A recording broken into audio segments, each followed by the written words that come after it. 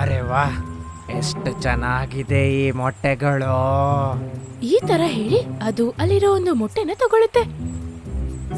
ಆಹಾಹಾಹಾ, ಇವತ್ತಂತೂ ಲಾಟ್ರಿ ಸಿಕ್ತು. ಈ ತರ ಹೇಳಿ ಅದು ಆ ಗೂಡಲ್ಲಿರೋ ಇನ್ನೊಂದು ಮೊಟ್ಟೆನೂ ತಗೊಂಡ್ಬಿಡುತ್ತೆ.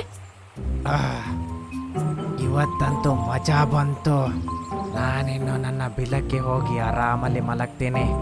ಯಾರಾದ್ರೂ ನೋಡಿದ್ರೆ ನಾಳೆಗೆ ಮತ್ತೆ ತೊಂದರೆ ಆಗುತ್ತೆ. ಈ ತರ ಹೇಳಿ ಅದು ಹುತ್ತತ್ರ ಹೋಗ್ತಿತ್ತು. ಹೋಗಿ ಮಲ್ಕೊಂಡ್ಬಿಡತ್ತೆ. ಡಕ್ ಮತ್ತೆ ಡ್ರೇಕ್ ಆ ಗ್ರೂಪ್ ಹತ್ರ ಬಾಯ್ ಹೇಳಿ ಅವರ ಜಾಗಕ್ಕೆ ತಿರುಗ ಬಂದಾಗ ಅವರ ಗೂಡು ಖಾಲಿಯಾಗಿದ್ದು ನೋಡಿ ಶಾಕ್ ಆಗ್ತಾರೆ. ಅರೆ, ನಮ್ಮ ಮೊಟ್ಟೆ ಎಲ್ಲ ಹೋಯ್ತು. ನಮ್ ಗ್ರೂಪ್ ಅಲ್ಲಿ ಇದ್ದವ್ರು ಬಿಟ್ಟು ಬೇರೆ ಯಾರು ಅದನ್ನ ನೋಡೂ ಇಲ್ವಲ್ಲ. ಯಾರು ಅದನ್ನ ತಗೊಂಡು ಹೋಗಿರ್ತಾರೆ? ಇದನ್ ಕೇಳಿ ಡಕ್ ಯೋಚನೆ ಮಾಡಿ ಹೇಳುತ್ತೆ. ಇದನ್ನ ತಿಳ್ಕೊಳ್ಳೋದಕ್ಕೆ ನಾವೊಂದು ಪ್ಲಾನ್ ಮಾಡ್ಬೇಕೀಗ, ಕೇಳು. ಹೇಳಿ ಡಕ್ ಡ್ರೇಕ್ಗೆ ಒಂದ್ ಪ್ಲಾನ್ ಅನ್ನ ಹೇಳುತ್ತೆ. ಮಾರನೇ ದಿವಸ ಡ್ರೇಕ್ ತಿರ್ಗಾ 2 ಮೊಟ್ಟೆಗಳನ್ನ ಇಟ್ಟು ಆಮೇಲೆ ಅವರಿಬ್ರು ಅದ್ರ ಮುಂದೆನೆ ಕೂತಿದ್ರು.